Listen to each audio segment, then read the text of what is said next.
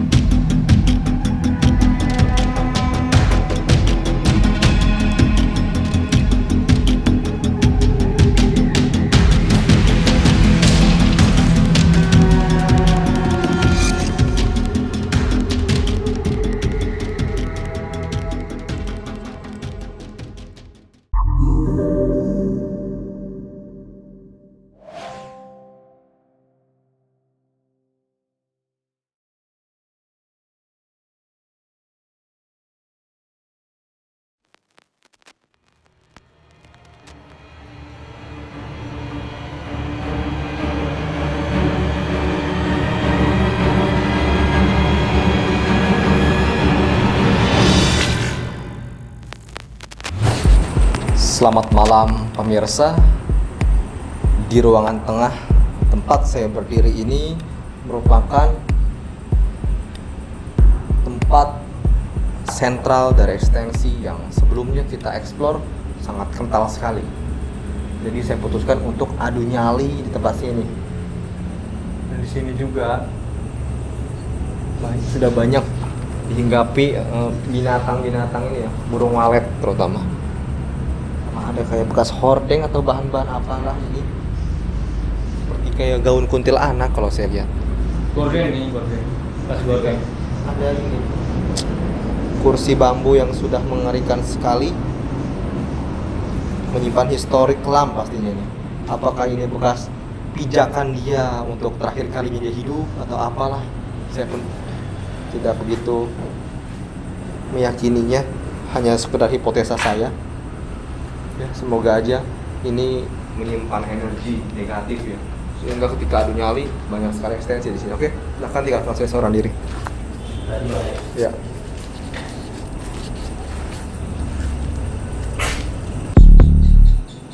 Astagfirullahaladzim, saya kira teman-teman adalah suara kuntilanak ya. Ternyata ini suara dari burung walet ini, entah yang induknya atau anaknya. Ngik-ngik-ngiknya itu kayak suara kuntilanak loh, persis.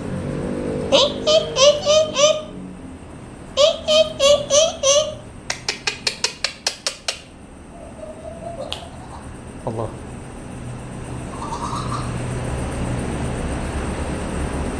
Kayak suara kuntilanak.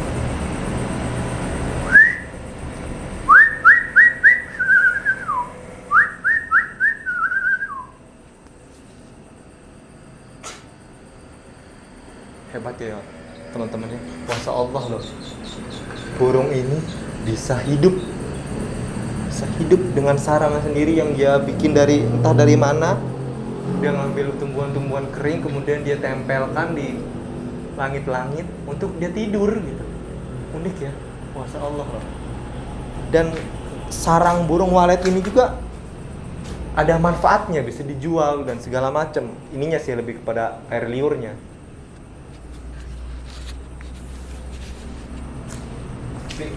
Kita abaikan ngomongin burung walet, kita ngomongin ekstensi yang ada di sini, teman-teman.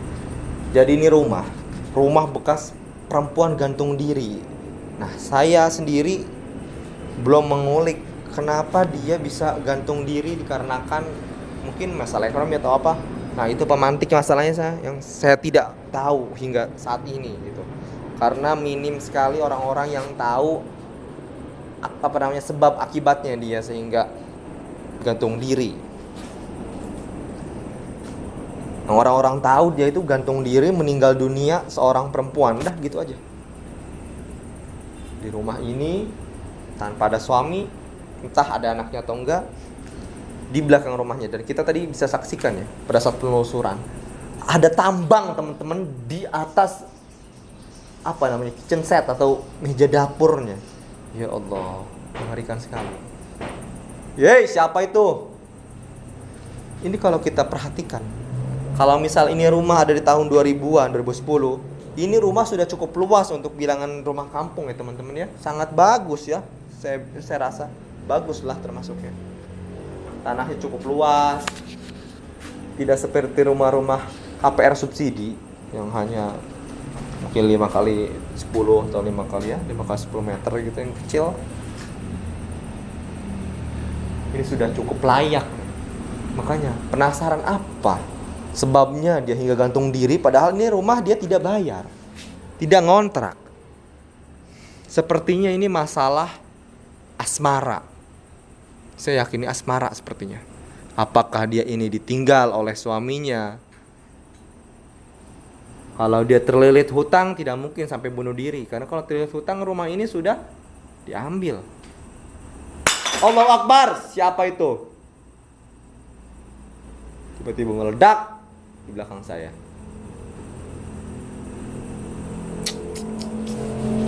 Mengerikan sekali. Ya Allah, ya Rabb. Wah teman-teman ya. Intinya yang menyebabkan manusia itu hingga gantung diri mati itu ya dikarenakan dia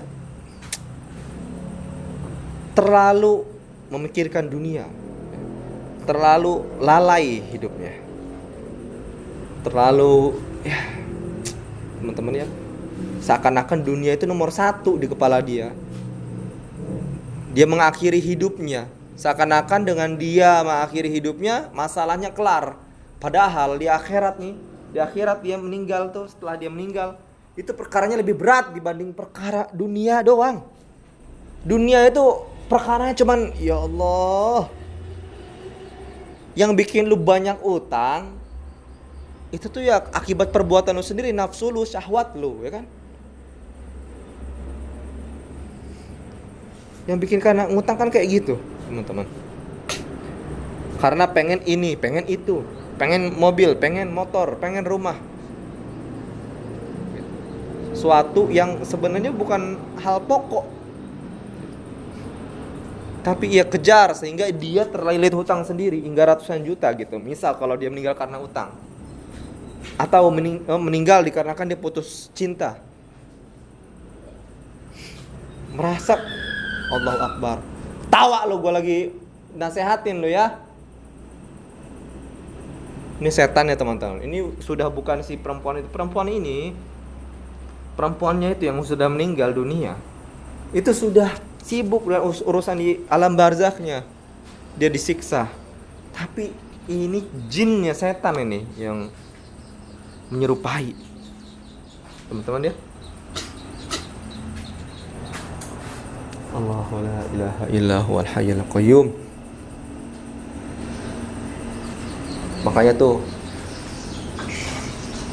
minta sama Allah tuh supaya berkah umurnya, supaya dekat sama Allah, supaya nggak jauh ya, supaya umur kita tuh diberkahi senantiasa di dalam ketaatan, teman-teman.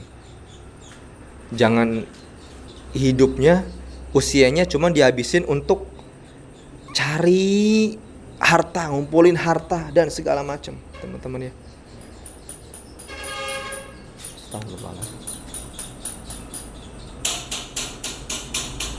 Siapa itu?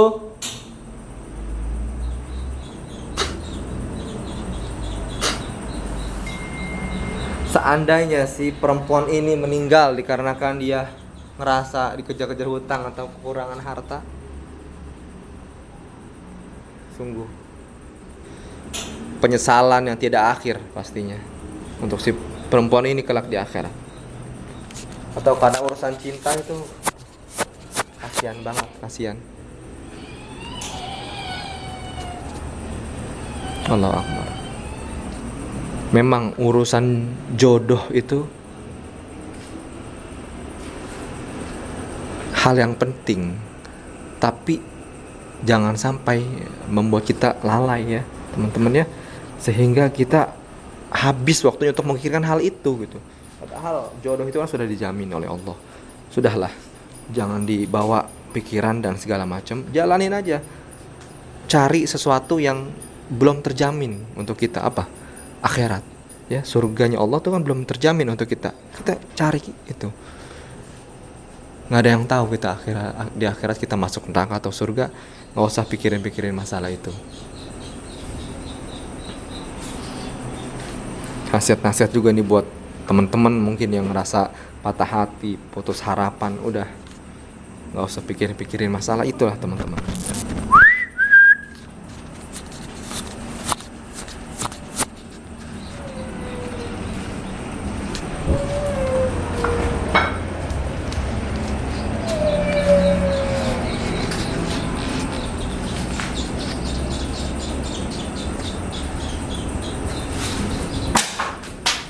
Allahu Akbar.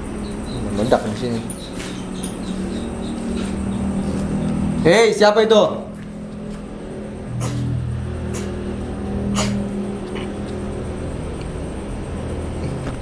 Kadang ya teman-teman ya, namanya ujian orang itu kan beda-beda ya.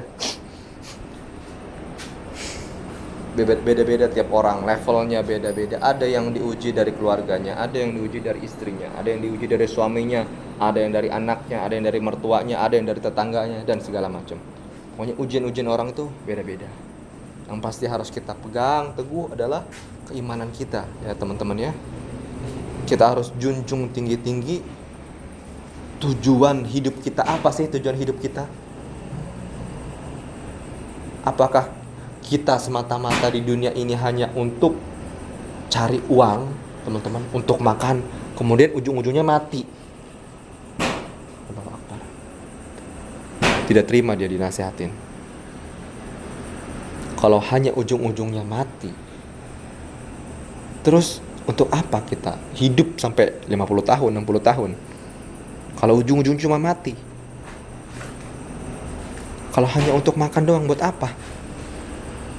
Ya. Tuh. Ekstensi.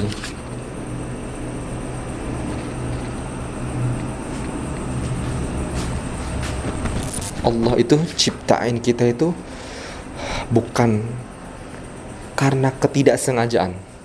Pasti ada maksud dan tujuan Allah untuk menciptakan kita. Dan Allah sendiri bilang, tidaklah kami ciptakan jin dan manusia melainkan hanya untuk ibadah kepada Allah. Maka tujuan kita hidup di dunia ini ya untuk ibadah ya.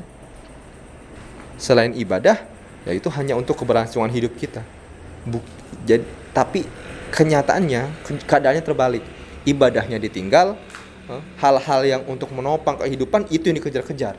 Nah, itu hal yang konyol, teman-teman ya. Hal yang konyol kalau dunia dikejar-kejar, padahal ujung-ujungnya semua orang juga sadar dia bakal mati. Tapi kenapa dunia ini dikejar-kejar? Dikumpulin hartanya. Seakan-akan kayak mau hidup selamanya. Padahal tuh kata Rasulullah, umatku itu hidup paling cuma 60-70 tahun, dia udah wafat. Nyicil KPR berapa lama teman-teman? Ada yang 15 tahun, ada yang 20 tahun. Dah itu sisanya. Ya kali dia mau hidup lamanya kan enggak. Ya kan? Susah sampai ngumpulin uang segala macam, ujung-ujungnya meninggal. Nah, mending kalau ngumpulin uangnya dengan cara baik, kalau nggak baik gitu ya teman-teman ya. Gitu teman-teman. Makanya tuh kata guru saya bilang, kata guru saya tuh, man kana hammu ma dakhala batnu faqimatu ma kharaj minnu.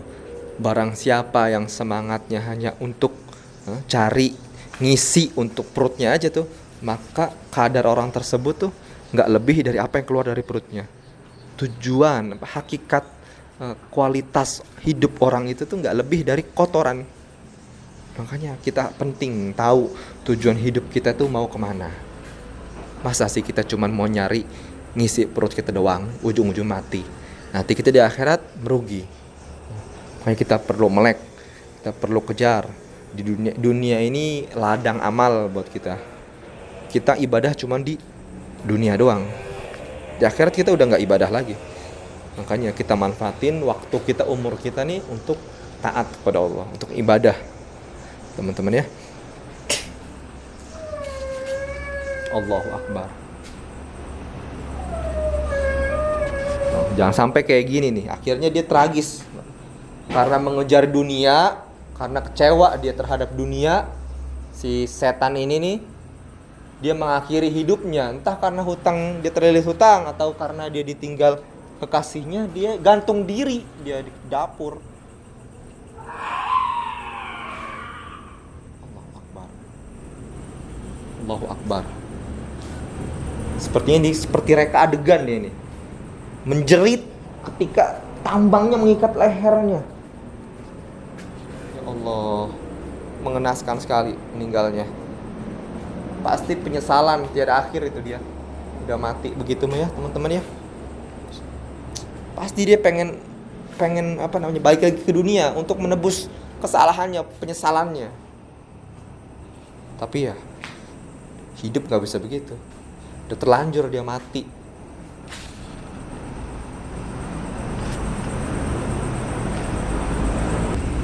Allah.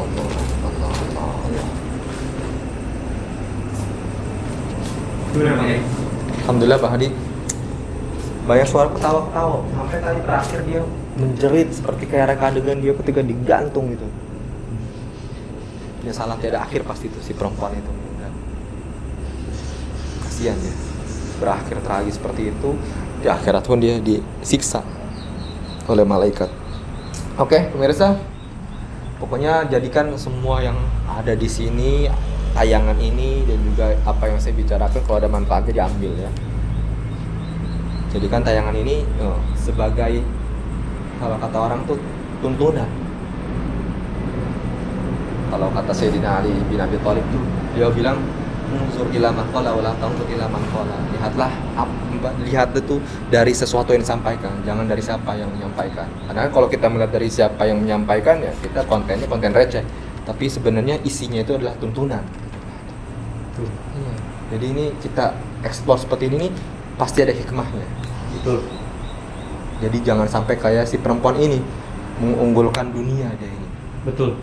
Sehingga dia merasa ketika hal yang dia inginkan tidak tercapai, dia mengakhiri hidupnya. Seakan-akan semua udah nggak ada artinya lagi hidup. Ya udah saya mati karena dia nggak punya tujuan hidup. Tujuan hidupnya selama ini cuma ngejar ya, mungkin ngejar dunia aja. Terlalu bergantung kepada makhluk, terlalu bergantung kepada harta dunia dan segala macam. Betul. Gitu teman-teman. Jangan sampai kayak begitulah. Makanya kata Rasulullah tuh, idza nazara ahlukum ila man fuddila 'alaihi fil mali wal khalqi falyanzur ila man huwa asfala minhu, kata Rasulullah. Apabila kalian melihat seseorang tuh yang kaya raya atau melihat seseorang yang cantik tampan, enggak punya cacat, ya, anggota tubuhnya lengkap, kata Rasulullah, maka hendaklah engkau melihat orang yang ada di bawah, agar senantiasa kita tuh bersyukur.